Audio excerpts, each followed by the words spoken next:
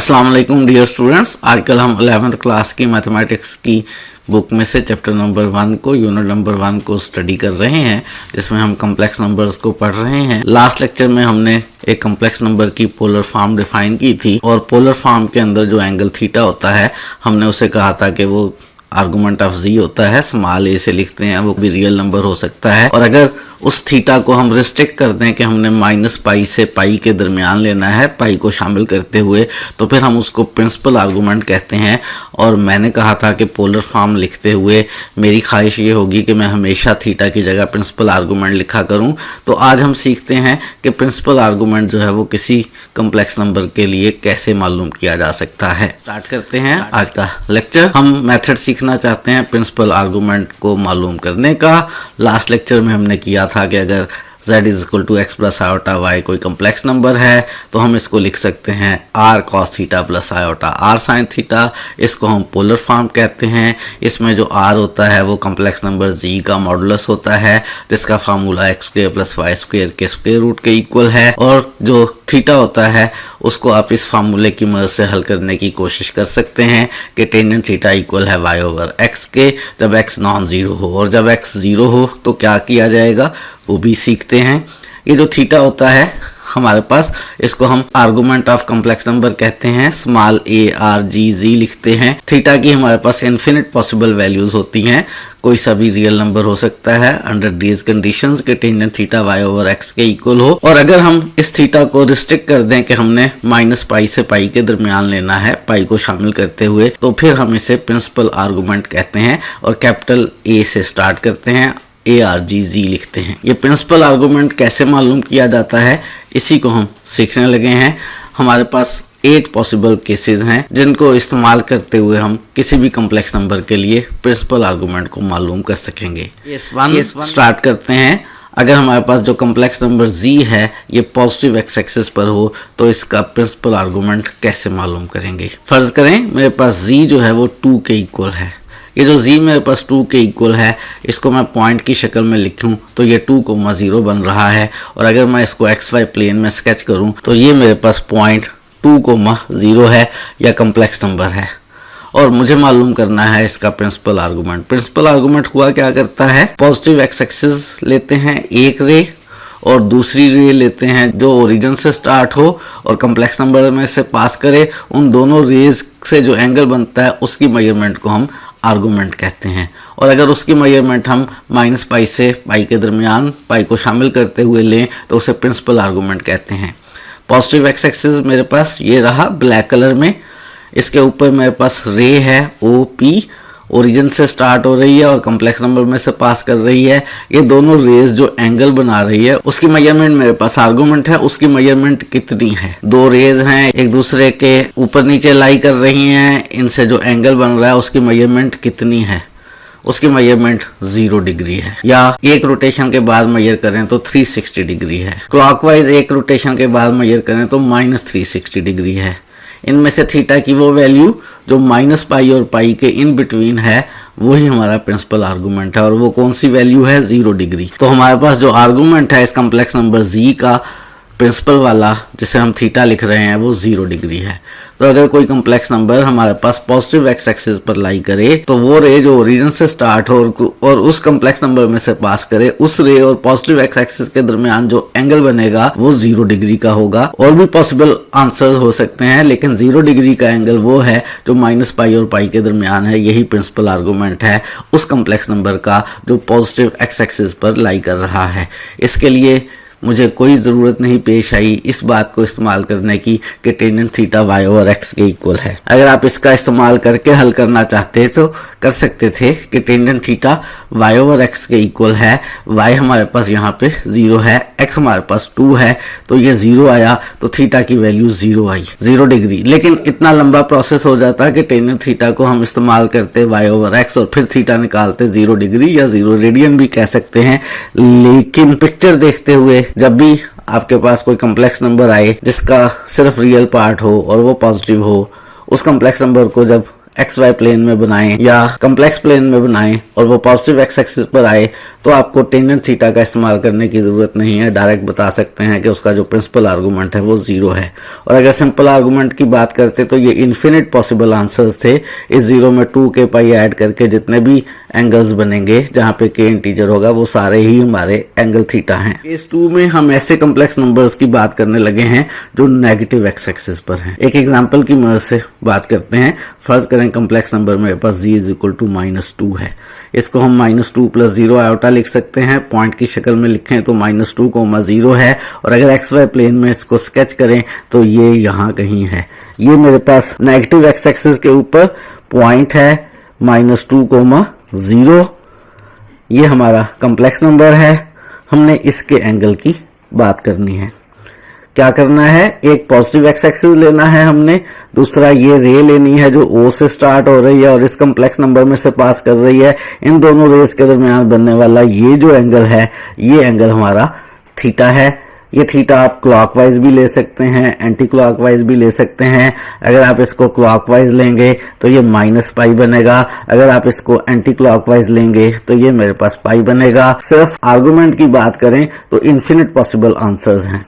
और अगर principal argument की बात करें तो हमने वो आंसर लेना है थीटा का जो -पाई और पाई के दरमियान है, पाई को शामिल करते हुए। और वो यहाँ आपके सामने बहुत अच्छी तरह से आप देख सकते हैं कितना बन रहा है, पाई बन रहा है। तो हमारे पास इस कम्प्लेक्स नंबर के लिए जो प्रिंसिपल आर्गुमेंट है वो पाई है। इसको अगर आप कहें कि जी हम tangent theta is equal to y over x की मदद से कर लें तो नहीं कर पाएंगे। क्यों भला? क्योंकि जब आप tangent theta is equal to y over x लेंगे, यहाँ पे y मेरे पास इस कम्प्लेक्स नंबर में 0 है, x मेरे पास -2 है, ये 0 बनेगा। और अगर आप tangent theta is equal to 0 से थीटा मालूम करना चाहें और अगर आप कैलकुलेटर का इस्तेमाल करके टेंजेंट इनवर्स 0 लेकर हल करें तो वो जवाब 0 दे देगा। आपको खुद सोचना पड़ेगा, x नेगेटिव है, y 0 है, हमारे पास कम्प्लेक्स नंबर यहाँ बन रहा है तो प्रिंसिपल आर्गुमेंट जो है वो हमारे पास पाई है। और अब हम थर्ड केस में ऐसे कम्प्लेक्स नंबर की बात करने लगे हैं जो पॉजिटिव y एक्सिस पर लाई कर रहा हो। एक एग्जांपल की मदद से समझते हैं। अगर फर्ज करें मेरे पास complex number g is equal to 2 iota है। अगर मैं इस 2 आयोटा को x प्लस आयोटा y की फॉर्म में लिखना चाहूँ तो ये 0 + 2 आयोटा बनता है और ऑर्डर्ड पेयर की शक्ल में ये 0,2 है। 0,2 पॉइंट को जब आप एक्स वाई प्लेन में स्केच करते हैं तो ये पॉजिटिव y एक्सिस पर आता है। ये मेरे पास 0,2 है। इस रे OP और पॉजिटिव एक्स एक्सिस के दरमियान जो एंगल बन रहा है वो मेरे पास आर्गुमेंट है, वो इन्फिनिट एंगल बन रहे हैं। वो आर्गुमेंट मैं क्लॉकवाइज भी ले सकता हूँ, वो मैं एंटी क्लॉकवाइज भी ले सकता हूँ, वो एक रोटेशन के बाद भी ले सकता हूँ, 2 रोटेशन के बाद भी ले सकता हूँ। लेकिन अगर मैं प्रिंसिपल आर्गुमेंट की बात कर रहा हूँ तो यहाँ पे अगर मैं इसको एंटी क्लॉकवाइज लूँ तो ये वाला एंगल जो है ये 90 डिग्री का या π/2 का ये प्रिंसिपल आर्गुमेंट है। अगर मैं इसी एंगल को क्लॉकवाइज मेजर करूँगा तो ये -270 डिग्री बनेगा या -3π/2 बनेगा। और -3π/2 या -270 जो है वो -पाई और पाई के दरमियान नहीं है। ये जो थीटा π/2 है ये -पाई और पाई के दरमियान की कंडीशन को सेटिस्फाई कर रहा है। ये हमारा यहाँ पे प्रिंसिपल आर्गुमेंट है। प्रिंसिपल आर्गुमेंट जो है वो थीटा इज इक्वल टू π/2 है। अगर आप सोचें कि यहाँ पे भी हम फार्मूला इस्तेमाल करें कि टेंजेंट थीटा इक्वल है y ओवर x के और यहाँ से एंगल थीटा मालूम करने की कोशिश करें तो x यहाँ पे 0 है, y 2 है, 2 ओवर 0, टेंजेंट थीटा अनडिफाइन हो गया। कैलकुलेटर आपकी हेल्प नहीं करेगा कि आप टेंजेंट इनवर्स 2 ओवर 0 लेकर थीटा निकाल सकें। यहाँ पे आपको जुबानी ही कैलकुलेशंस करना होगी, खुद से ही सोचना होगा कि ये कम्प्लेक्स नंबर चूंकि पॉजिटिव y एक्सिस पर लाई कर रहा है तो इसका जो प्रिंसिपल आर्गुमेंट थीटा बन रहा है वो π/2 है। केस नंबर 4 में हम ऐसे कम्प्लेक्स नंबर की बात कर रहे हैं जो नेगेटिव y एक्सिस पर लाई करे। एक एग्जांपल की मदद से समझते हैं। फर्ज करें कम्प्लेक्स नंबर मेरे पास है -2 आयोटा। इसको मैं 0 - 2 आयोटा लिख सकता हूँ और ऑर्डर्ड पेयर की फॉर्म में लिखूँ तो 0 - 2 लिख सकता हूँ। और अगर मैं इसको एक्स वाई प्लेन में स्केच करूँ तो ये मेरे पास कम्प्लेक्स नंबर है 0 - 2। ये मेरे पास OP रे है जो ओरिजिन से स्टार्ट हो रही है, कम्प्लेक्स नंबर में से पास कर रही है। ये पॉजिटिव एक्स एक्सिस है। इनके दरमियान बनने वाला हर एंगल जो है वो थीटा हमारे पास आर्गूमेंट है, और अगर वो आर्गूमेंट हम -पाई और पाई के दरमियान लें तो वो प्रिंसिपल आर्गूमेंट है। अगर मैं इस एंगल को क्लॉकवाइज मेजर करूं तो क्लॉकवाइज मेजरमेंट चूंकि नेगेटिव होती है, ये एंगल मेरे पास -पाई/2 है। और अगर इस एंगल को मैं क्लॉकवाइज मेजर करूं तो ये एंगल मेरे पास 270 डिग्री या 3पाई/2 है। और कौन सा एंगल इनमें से ऐसा है जो -पाई और पाई के दरमियान में है, वो -पाई/2 है। तो यहाँ पे मेरे पास जो इस कम्प्लेक्स नंबर का प्रिंसिपल आर्गूमेंट आ रहा है वो -पाई/2 है। केस नंबर 5 में हम ऐसे कम्प्लेक्स नंबर्स को डिस्कस करने लगे हैं जो फर्स्ट क्वाड्रेंट में लाई करें। अगर फर्ज करें मेरे पास complex number x + iota y है और ये फर्स्ट क्वाड्रेंट में लाई कर रहा है, तो एज ए पॉइंट ये x, y होगा, और ये फर्स्ट क्वाड्रेंट में फर्ज करें इस तरह से लाई कर रहा है। ये कम्प्लेक्स नंबर x, y है। मैंने रे ली है जो ओरिजिन और इस कम्प्लेक्स नंबर में से पास करे। इस रे OP और पॉजिटिव एक्स एक्सिस के दरमियान जोन सा भी एंगल लेंगे वो आर्गूमेंट है, और अगर आप उसकी मेजरमेंट -पाई और पाई के दरमियान लेंगे तो वो प्रिंसिपल आर्गूमेंट है। हमें मालूम है यहाँ पे 0 होता है, यहाँ पे पाई/2 होता है। एंगल की मेजरमेंट अगर y एक्सिस तक बने तो पाई/2 होती है। यहाँ पर एंगल पाई बनता है। क्लॉकवाइज चलें तो नीचे को -पाई/2 होता है, और यहाँ पे क्लॉकवाइज चलते हुए -पाई होता है। अगर मैं इस एंगल को एंटी क्लॉकवाइज मेजर करूँगा तो ये एंगल मेरे पास 0 और पाई/2 के दरमियान आएगा। ये प्रिंसिपल आर्गूमेंट होगा।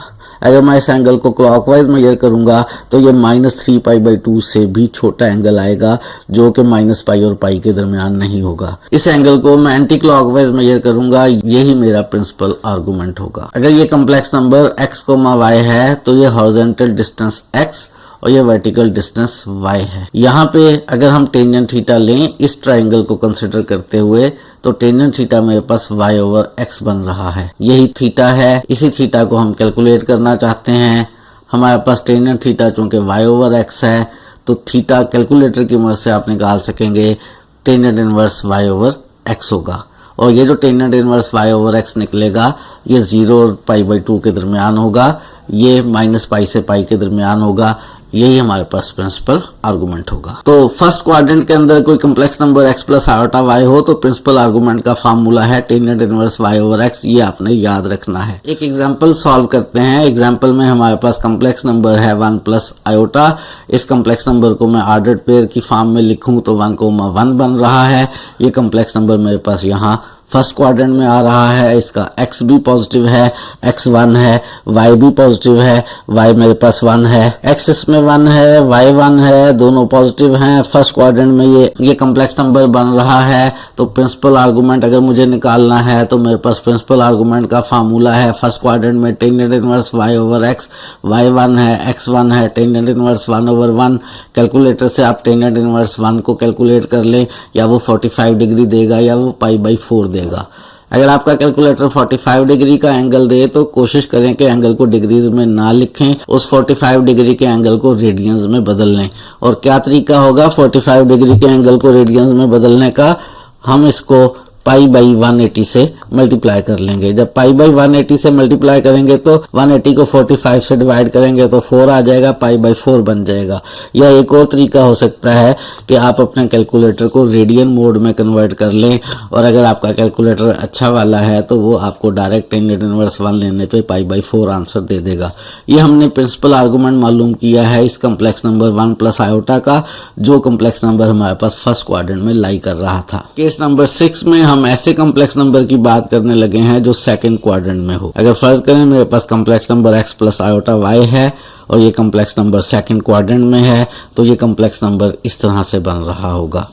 अगर ये कम्प्लेक्स नंबर x, y इस तरह से बन रहा है तो हमारे पास जो इसका ये वाला एंगल थीटा है, ये angle theta anticlockwise measure करते हुए हमारे पास प्रिंसिपल आर्गूमेंट है।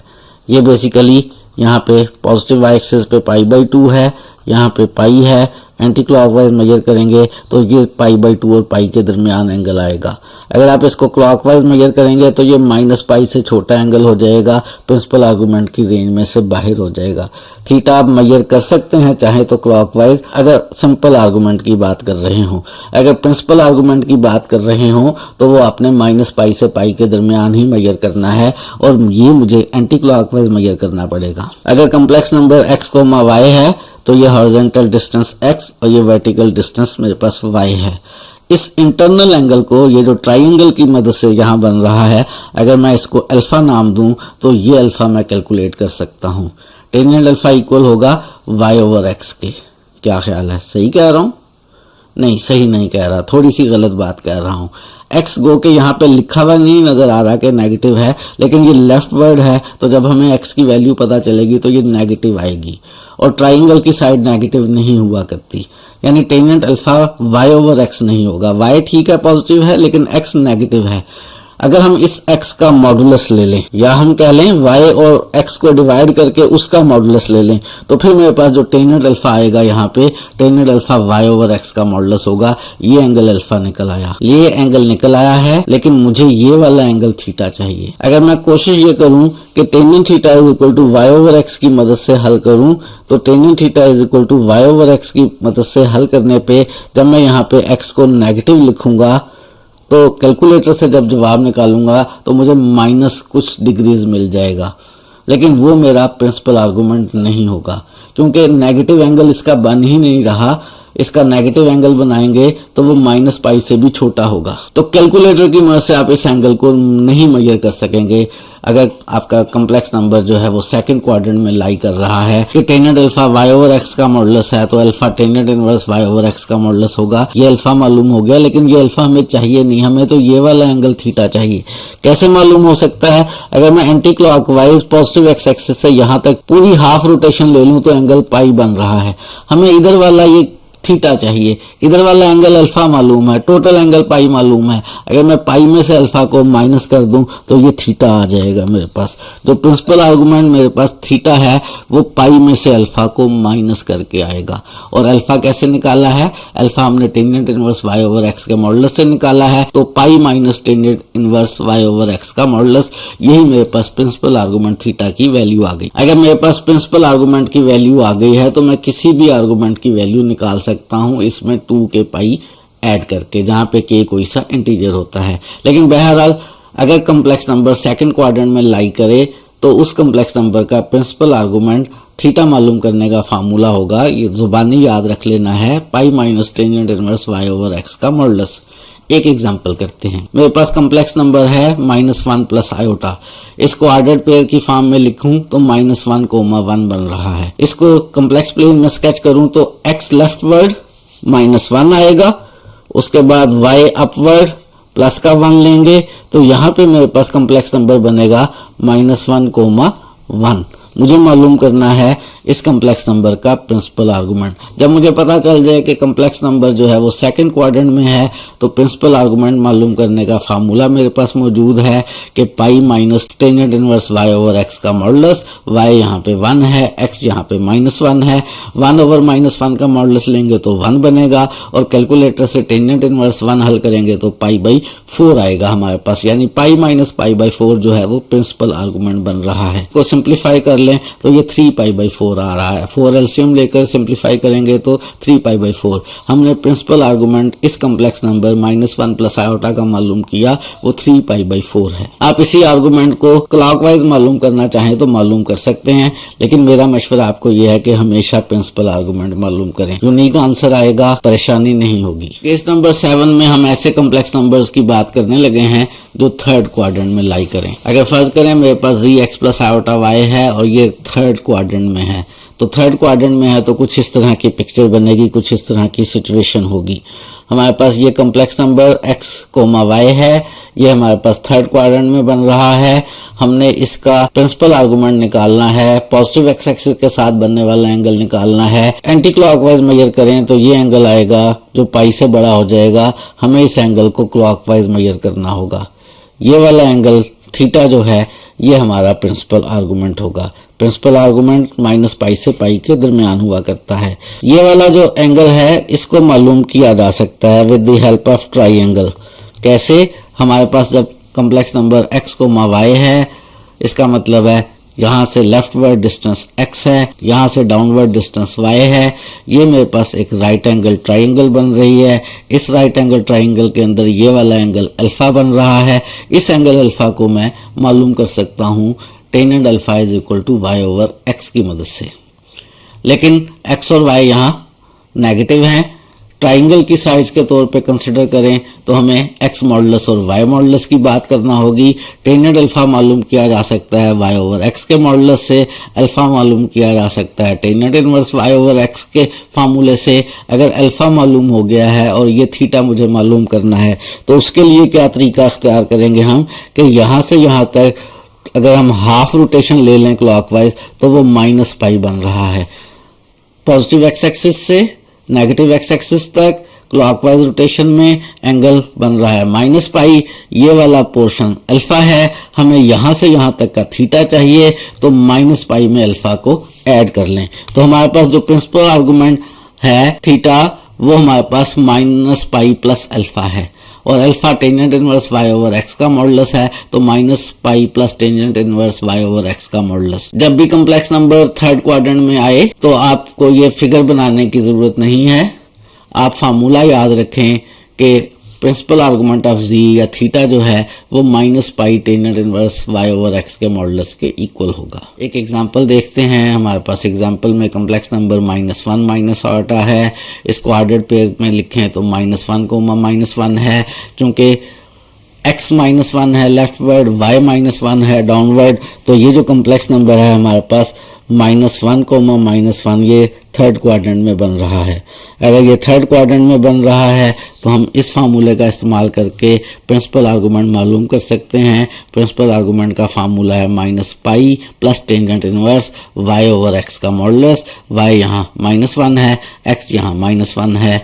-1 कैंसिल होके +1 बन जाएंगे और ये बन जाएगा minus pi plus tangent inverse 1। Tangent inverse 1 या तो आपको जुबानी याद होना चाहिए या कैलकुलेटर से हल कर लेंगे, π/4 आ जाएगा तो माइनस पाई प्लस π/4। एलसीएम लेकर इसको सिंप्लीफाई कर लेंगे, 4 एलसीएम आ जाएगा। यहाँ -4 पाई प्लस पाई बन जाएगा न्यूमरेटर में और -4 पाई प्लस पाई जो है ये -3 पाई बन जाएगा। तो प्रिंसिपल आर्गुमेंट -3 π/4 आ गया हमारे पास। हमने कॉम्प्लेक्स नंबर z का प्रिंसिपल आर्गुमेंट मालूम कर लिया है, वो -3 π/4 आ गया है। और लास्ट पॉसिबल केस जो है वो ये है कि कॉम्प्लेक्स नंबर फोर्थ क्वाड्रेंट में लाई करे। कॉम्प्लेक्स नंबर x प्लस आटा y अगर हमारे पास फोर्थ क्वाड्रेंट में लाई करे तो कुछ इस तरह की पिक्चर बनेगी। x, y जो है ये हमारे पास फोर्थ क्वाड्रेंट में लाई कर रहा है। ये इसका पॉजिटिव एक्स एक्सिस के साथ एंगल बन रहा है। इसको हमने क्लॉकवाइज मेजर करना है। क्लॉकवाइज मेजर करने के लिए अगर हम इस एंगल का नाम थीटा रखते हैं तो वो थीटा हमने मालूम करना है। अगर कॉम्प्लेक्स नंबर x, y है तो राइटवर्ड डिस्टेंस x और डाउनवर्ड डिस्टेंस y है। राइटवर्ड डिस्टेंस x जो है ये हमारे पास पॉजिटिव होगा, डाउनवर्ड डिस्टेंस y जो है ये हमारे पास नेगेटिव होगा। इस राइट एंगल ट्राइंगल में हमारे पास जो एंगल बन रहा है वो अल्फा है। उस अल्फा को हम राइट एंगल ट्राइंगल की मदद से मालूम कर सकते हैं कि टेनेंट अल्फा इक्वल है y ओवर x का मॉडुलस। क्यों मॉडुलस ले रहा हूँ? क्योंकि मैं ट्राइंगल की साइड्स की बात कर रहा हूँ और ट्राइंगल की साइड्स में नेगेटिव नहीं होना चाहिए, साइड की लेंथ कभी नेगेटिव नहीं होती। तो अल्फा मालूम कर सकते हैं हम tangent inverse y over x का मॉडुलस। चाहिए मुझे थीटा। थीटा कैसे मालूम करेंगे हम? यहाँ पे थीटा और अल्फा में सिर्फ इतना सा फर्क है कि अल्फा मैं ट्राइंगल का एंगल ले रहा हूँ, थीटा मैं क्लॉकवाइज ले रहा हूँ।